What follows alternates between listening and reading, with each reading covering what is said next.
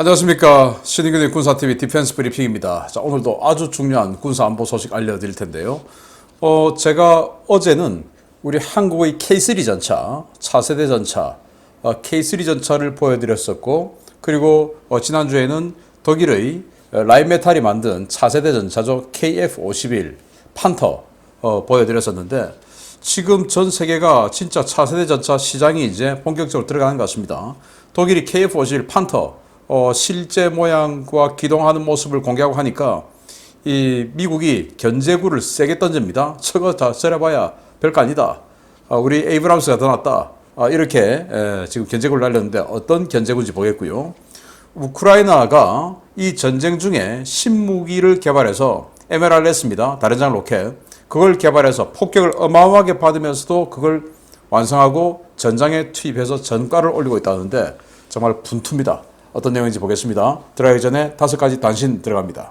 미 공군이 마치 SF 영화에서나 나올 차세대 조종사용 헬멧 시제품을 공개했습니다. 다양한 정보 시형과 장비 운용 능력은 물론 인체공학적인 편의까지 도모되어 미래 전투기 조종사의 잠재 능력을 비약적으로 향상시킬 것이라는 기대가 모아지고 있습니다. 네덜란드가 우크라이나에 PZH-2000 자주포 추가 공여를 추진하고 있다는 소식입니다. 현재 독일 7문, 네덜란드 5문, 도합 12문이 기증되었는데 6문을 추가로 공유해서 한 개 대대를 완편하는 방안이 논의되고 있습니다. 미 해군이 조기 퇴역시킨 연안 전투함인 LCS 프리덤급 2척을 우루과이 해군에게 공여하겠다는 미국의 제안을 우루과이가 거절했습니다. 아무리 전투함이 급하더라도 저런 군함은 받을 수 없다라는 것이었는데요. 결국 LCS는 해체가 불가피해 보입니다.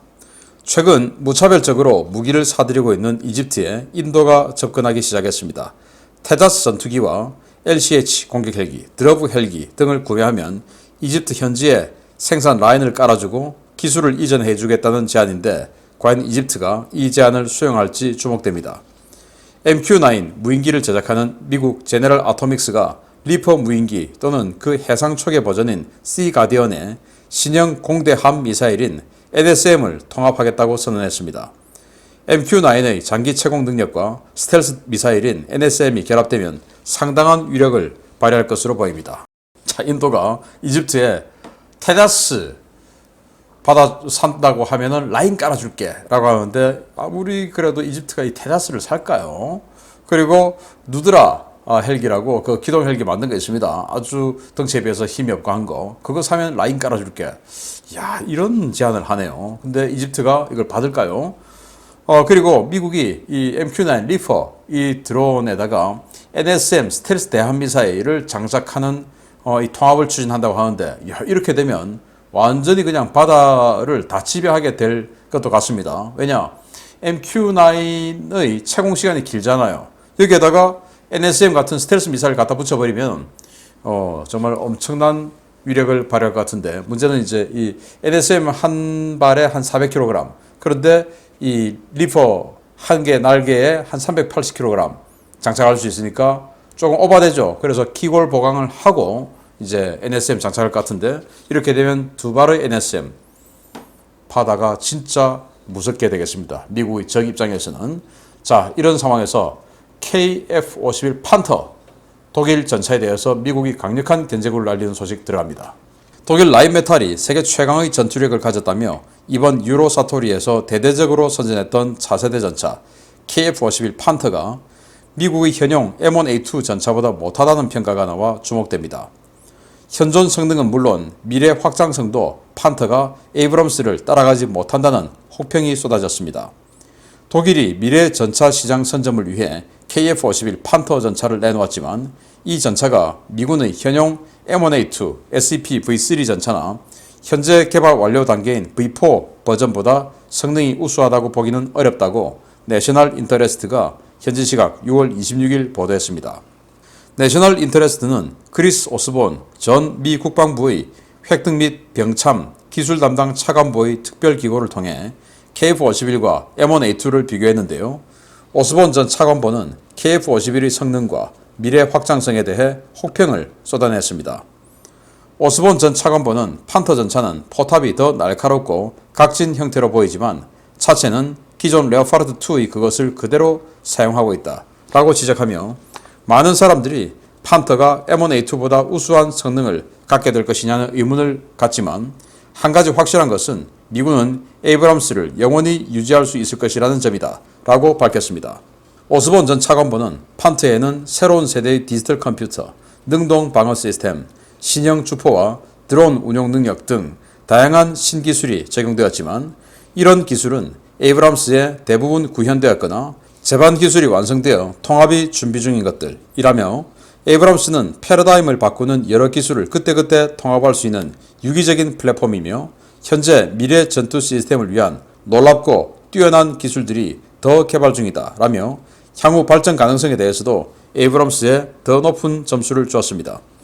실제로 M1 시리즈는 1980년대 초반 초도 양산이 시작된 이래 현재까지 40년 넘게 개량을 거듭하며 세계 최정상급 전차의 자리를 유지하고 있는데요. 미 육군과 제너럴 다이나믹스 랜드 시스템스는 올 가을에 기존 M1A2 SEP V3 버전과 차원이 다른 차세대 에이브람스를 공개하겠다며 시제 차량 제작에 박차를 가하고 있습니다. 미국의 이런 견제구는 최근 급격히 커지고 있는 세계 전차 시장에서 독일 전차의 시장 선점을 막기 위한 의도가 있는 것으로 풀이되는데요. 점점 치열해질 것으로 예상되는 전차 시장 경쟁, 우리나라도 준비 단단히 해야 할 것 같습니다. 자, 판터 정말 멋지게 생겼는데 이게 사실은 별거 아니다 라는 전 미 국방부의 획득 담당이니까 이런 전력 분야의 아주 전문가가 되겠죠. 차관보의 말을 빌어서 이제 언론이 보도를 했는데 그 사람의 말은 결국 이 차체는 구형이라서 이거 한계가 있다. 왜? 레오파르트 2의 차체 그냥 그대로니까 이거 가지고 무슨 차세대 전차냐? 덩치 작은 이거 가지고. 그리고 포탑이 작다 이거는 저렇게 보이지만 작다. 그리고 여기에 무슨 이 드론 네발 집어넣고 다 하냐라는 것인데 자, 이 사진을 보시게 되면요. 전차가 5대가 딱딱 붙어 있는데 여기가 치프틴 그리고 여기 챌린저 여기가 이제 중간에 있는 게 레오파르트 2 여기가 이제 에이브람스 전차 그리고 여기는 챌린저 2 전차 이런데 지금 여기 레오파르트 2와 에이브람스 같이 보이는데 레오파르트 2 전차의 포탑은 굉장히 좁죠. 에이브람스 전차는 이렇게 넓습니다. 그래서 우리는 이미 1980년대에 저렇게 큰 포탑을 만들었다. 그런데 쟤들은 작지 않느냐? 작은 거 아무리 확대 개량해봐야 한계가 있다. 안 된다. 라는 그런 내용이죠.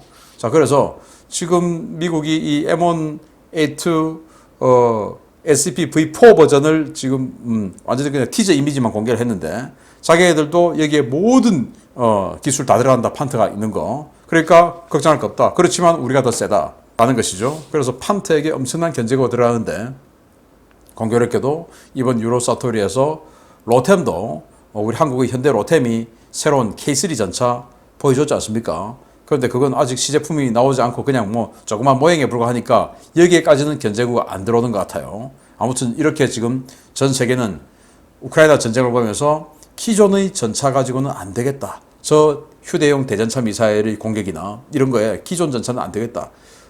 새로운 차원의 전차가 필요하다. 라는 것에 대부분 공감하고 있기 때문에 이제는 새로운 전차 시장이 열릴 건데 현대 로템이 정말 박차를 가해주면 좋겠습니다. 두 번째입니다. 우크라이나가 자체 개발한 MLRS가 처음으로 전선에 등장해 러시아군 진지를 강타하기 시작했습니다.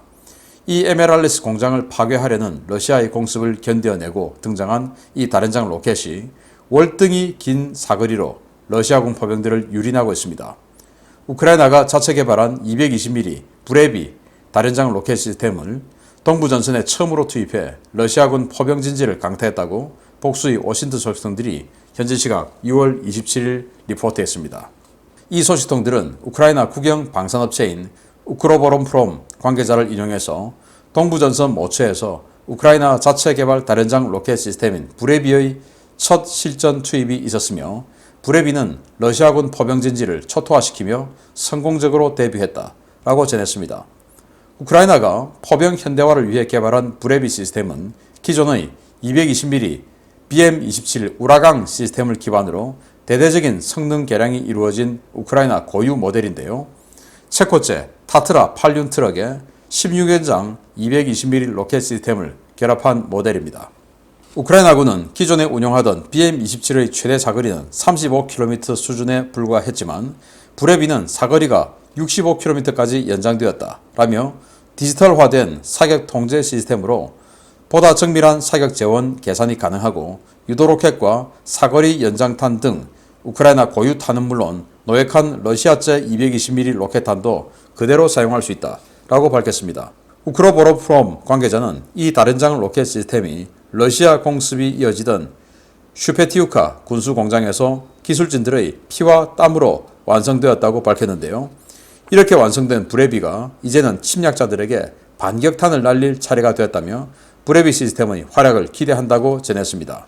우크라이나는 여건이 닿는 대로 브레비 시스템을 최대한 많이 생산해서 대화력전에 투입한다는 방침인데요. 이 전쟁 상황에서도 공장을 가동해 새로운 무기체계를 만들어내는 우크라이나인들 참 대단한 것 같습니다. 자, 체코제 트럭에다가 지금 220mm 16발이 들어간 로켓 MLRS를 만들었죠. 그래서 원래 우크라이나가 그동안 많이 썼던 BM-21, 122mm 그리고 BM-27, 220mm 다 러시아제 기반의 다련장 로켓 아닙니까? 그 BM-27, 220mm 다련장 우라강이죠. 그걸 바탕으로 만들었는데 이제 사거리를 거의 2배 가깝게 35km에서 65km까지 연장을 했고, 자 그러면 로켓은 덩치가 크죠. 덩치가 크고 비교적 느린 속도로 날아가니까 외부 탄도학적 영향을 많이 받아요. 풍향, 풍속 뭐 이런 거 많이 받죠. 습도까지 많이 영향을 받아서 나중에는 어떻게 흩어질지 몰라요.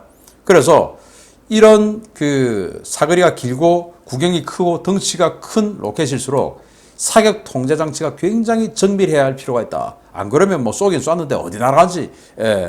공산 오차가 어마어마하게 흩어져 가지고 원래 여기 때리려고 했는데 여기 가서 아무 의미 없이 이런 식으로 할 수 있는 것입니다. 그래서 사격 통제 장비를 아주 정밀하게 만들었다. 그래서 훨씬 더 빠르게 사격할 수 있고 더 정확하게 사격할 수 있다. 그리고 35km밖에 안 되는데 러시아제는 65km를 날릴 수 있다 라고 자랑을 하면서 이렇게 실전 투입했다는 겁니다. 자, 러시아의 드론이 날아다니니까 야지나 이렇게 들판이나 도로를 다니면 드론에게 위치가 파악돼서 반격탄을 맞을 수 있겠죠. 그래서 이런 식으로 숲으로 완전히 그냥 이동을 하고 있는데 이야 참 처절합니다. 여기 나뭇가지가 끼어서 다 떨어져 나가고 나뭇가지가 자 이런 상황에서 이야 차를 정상적이라면 돌릴 수 없는데 그래도 전쟁이니까 차를 돌려서 숲에서 숲으로 이동을 해서 평지가 나오면 도로가 나오면 여기서 쏘고 그리고는 다시 숲으로 들어가고 숲에서 보급받고 이런 식으로 한다는 건데 어쨌든 이렇게 해서 이 브레비를 가지고 첫 번째 사격을 했고 그게 러시아군 포병진지를 박살냈다라는 건데요.